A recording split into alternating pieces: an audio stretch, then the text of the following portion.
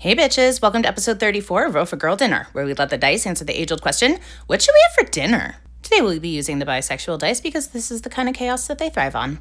Just a reminder that all of my earnings for this month will be donated to Point of Pride to help support trans healthcare. To those who mass-reported my account to try and get it demonetized, you lose. To the rest of my viewers, happy Pride! Please help boost this episode so that we can raise even more money. Now let's get started with a roll for red. 2. Bell pepper. Well, this is already a much better start than yesterday. Now let's roll for some orange. 2. Sweet potato chips. Today we'll be using the Carolina barbecue flavor of Jackson's sweet potato chips. Pretty sure everybody knows how much I love these by now, but if you don't, I love them so much. Now it's time to roll for some yellow. 8. Mango. And ooh, I am so excited for this mango. I love mango so much. On to the roll for green. Well, that was dramatic. 9. Pickled jalapeno. Today I've got these Hatch nacho sliced jalapenos. These aren't quite as spicy as I typically prefer, but they'll do for today. You know, after yesterday I was starting to think that this rainbow thing might not be a great idea. Today it seems fine. Now let's roll for some blue. 2. Passion fruit. This is one of my favorite flavors of la crrr, so I'm quite happy to see it today. Now, you may be saying, sparkling water isn't blue, it's clear. Well, it's blue now. Just deal with it. There's not a lot of blue options in nature. Time to get purple.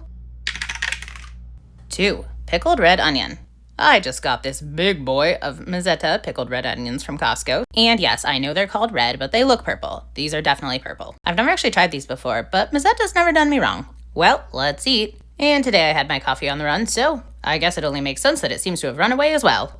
Anyway, this seems like a perfect combination for a nice little bite. Basically, everything here goes. Now it's basically 3, 2, 1, until I realize I've pushed my coffee off screen, and I give this nice little bite a shot. My first thought is surprise at how well this works. My second thought is, no duh, Kendra, it's basically salsa. You could have made this into salsa. You could have had chips and salsa. But alas, I wanted a rainbow on the plate instead. But like, whatever, it stacks just fine. And now I can eat all of the ingredients individually as well. Also, somehow this meal ended up accidentally vegan. I've had a couple of requests from people who wanted to see vegan versions of Roll for Girl Dinner, so here you go! Anyway, this is a combination that I could enjoy anytime. Though I will say that I think that this would be significantly improved if it also had some smoked salmon or some raw tuna with it. But even just as it is, this is really well-rounded. Like, these pickled red onions add so much flavor. They're really good, which is also a really good thing because I have a giant beast of a jar of them. And the Carolina barbecue flavor of these sweet potato chips was an accidentally perfect choice. In general, I actually like the plain sea salt flavor better for these chips, but I don't think it actually would have worked as well in this case.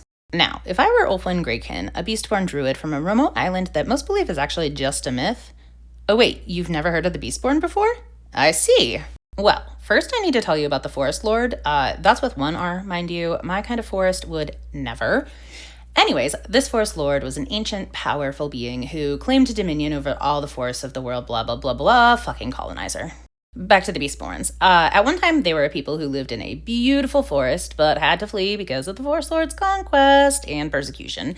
And they fled to what they thought was an uninhabited island, but found that the island was actually teeming with animal life of all varieties, but no humanoids. Not wanting to impose on the harmony of the idyllic island, they prepared to leave. But before they could do so, a great winged unicorn spirit, who was apparently the protector of the island, appeared to say, no, you can stay. This land is open to all who live in harmony and do no harm. However, to stay means the responsibility to protect the land. In return for doing so, they were granted the wisdom and knowledge of the druidic practices laid down by the nature spirits that inhabited the land. As centuries passed, the magic of the land caused them to take on some of the bestial aspects of their cohabitants, and eventually the island of beastborn druids became a myth amongst other cultures, passed down in folk stories.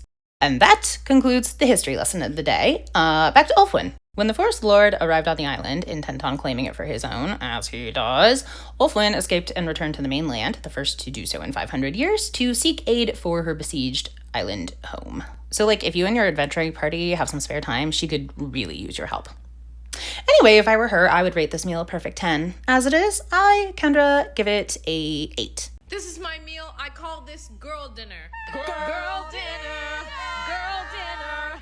Girl dinner.